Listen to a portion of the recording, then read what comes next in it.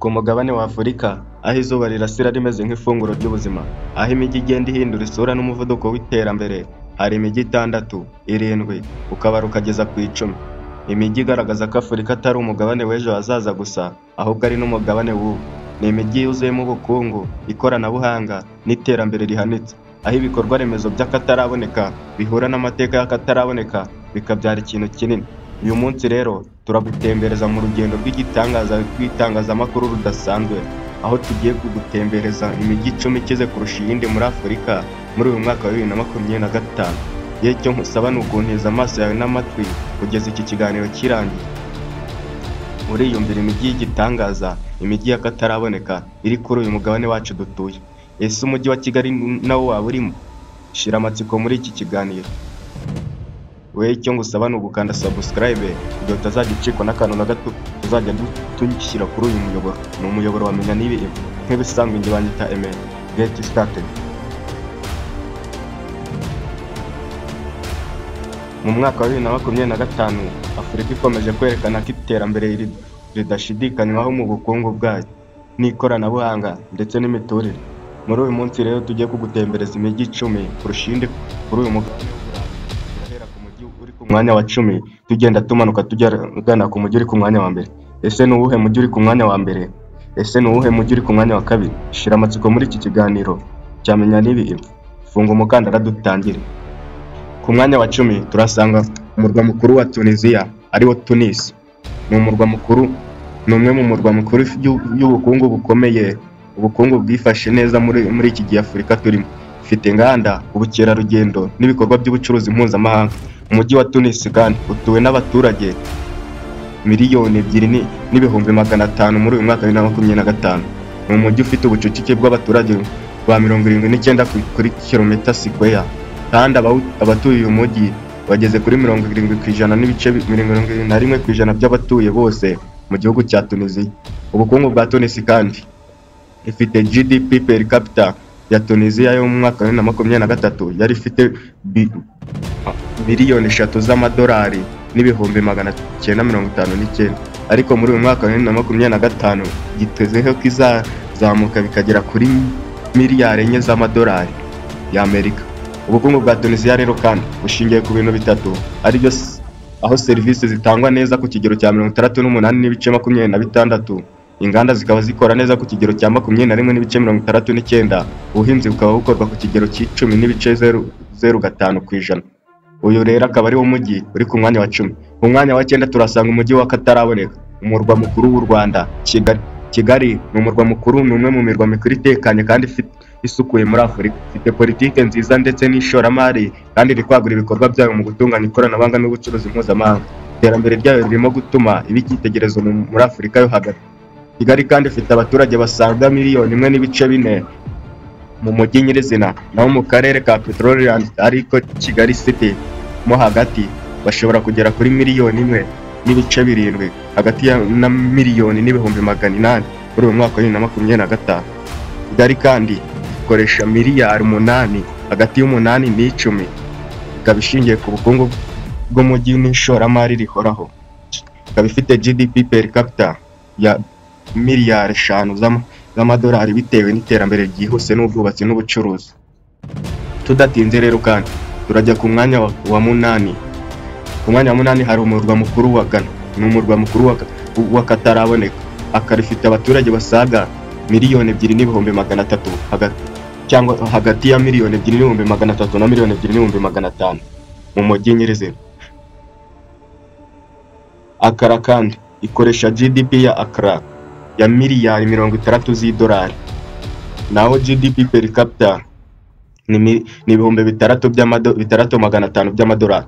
GDP kandi reka nkwibutse ko ari nk'ingengo y'imari y'umujyi.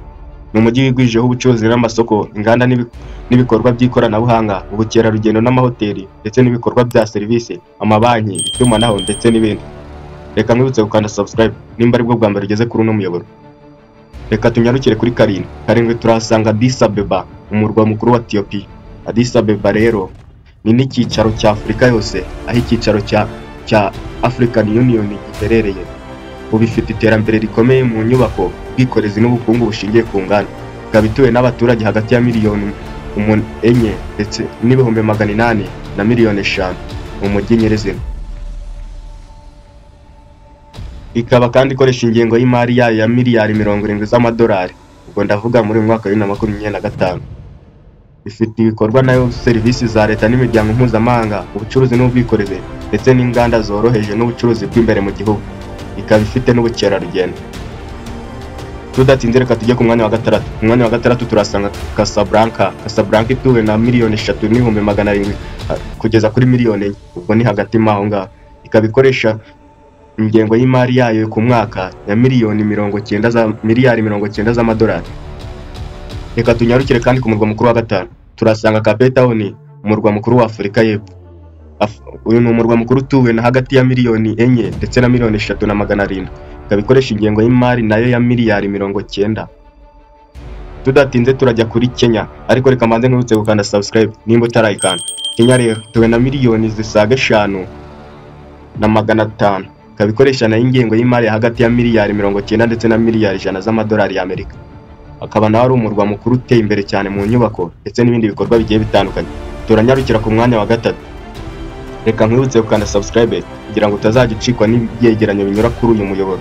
Ku mwanya wa gatatu turasanga Lagos, umurwa mukuru wa Nigeria, utuwe n'abarenga miliyoni 16 zose. Aba ni abaturage baruta abaturage b'igihugu cy'u Rwanda cyose hamwe giteranyije. Ni umurwa mukuru ukoresha ingengo y'imari ya miliyari 150 z'amadolari y'Amerika. Ni umujyi ukize cyane uri muri Afurika yose.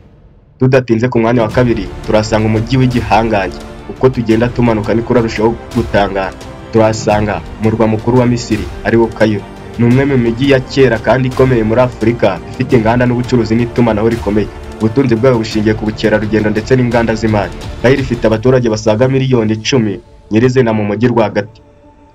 Bakaba byitezweho ko bazagera kuri 22 hagati ya 22 na 23 muri mwaka wa 2025.